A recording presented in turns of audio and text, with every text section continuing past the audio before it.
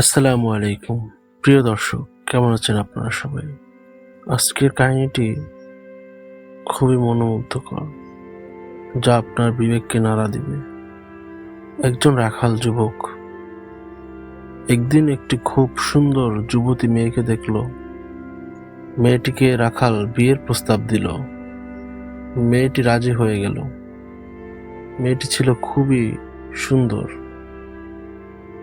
তারা দুজনে মিলে কাজীর কাছে গেল বিয়ে করার জন্য। কাজী মেয়েটিকে দেখে নিজেই পছন্দ করে ফেলল এবং বলল, ও তো রাখাল, আমিই তোমাকে বিয়ে করব। এতে রাখাল ও কাজীর মধ্যে ঝগড়া লেগে গেল। এবার তারা তিনজনে মিলে নালিশ নিয়ে গেল পুলিশের কাছে। এইদিকে আবার হলো আর এক ঝামেলা।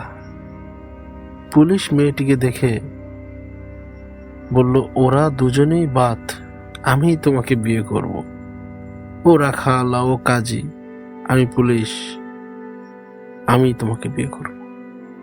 এবার রাখাল, কাজী ও পুলিশ এই তিনজনের মধ্যেই গোলমাল লেগে গেল।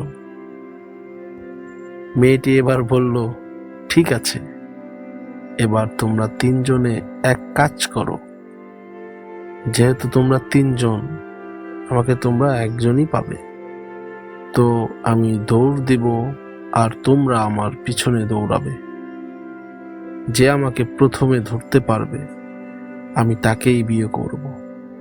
এবার মেয়েটি ছুটল এবং তার পিছনে পিছনে তিনজনেই ছুটল। ছুটতে ছুটতে এক সময় তাদের সামনে একটি গর্ত পড়ল। তারা ওই গর্তের মধ্যে পড়ে গেল। বন্ধুরা, ওই সুন্দরী যুবতী মেয়েটি হলো দুনিয়া, যার সৌন্দর্য আমরা যেই দেখি সেই মুগ্ধ হয়ে যায় আর তার পেছনে পেছনে ছুটতে থাকি। কিন্তু দৌড়াতে দৌড়াতে এক সময় আমাদের সামনেও কবরের গর্ত এসে যায় আর আমরা ওই গর্তে পড়ে যাই, আর দুনিয়া আমাদের হাতছাড়াই রয়ে যায়। আল্লাহ তাআলা আমাদের সবাইকে দুনিয়ার লোভ ছেড়ে আখিরাত লোভী হওয়ার তৌফিক দান করুক, আমিন। তো এই মর্মে আখিরাতের লোভের জন্য আমাদের অনেক কাজ করা দরকার।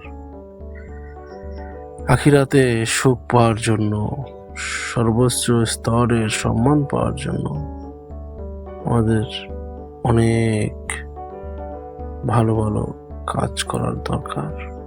তো সেই ভালো মন মানসিকতার থেকে আমরা একটি সুন্দর কাহিনী শুনি। একবার হযরত ইব্রাহিম আলাইহিসসালাম এর নিকটে ভিক্ষুক আসলো। তো তিনি ভিক্ষুককে খাবার দিলেন এবং বললেন যে বিসমিল্লাহ বলে শুরু করো। ভিক্ষুকটি ছিল অন্য ধর্মের। তো সে বলল, বিসমিল্লাহ বলবো কেন? আমি তো আল্লাহকে বিশ্বাস করি না। ইব্রাহিম আলাইহিসসালাম এই কথা শুনে ভিক্ষুকের কাছ থেকে থালা কেড়ে নিলেন এবং বললেন, যাও, তুমি আল্লাহকে বিশ্বাস করো না, তোমাকে খেতে দিব কেন? ভিক্ষুক ঘরের দরজা থেকে বেরিয়েছে মাত্র আল্লাহ তাআলা তৎক্ষণাৎ ইব্রাহিম আলাইহিসসালামের উপর ওহী নাজিল করলেন, হে ইব্রাহিম, সে আমাকে বিশ্বাস করে না, সেটা তার আর আমার মধ্যেকার ব্যাপার। কেন তুমি রুটি ফিরিয়ে নিলে?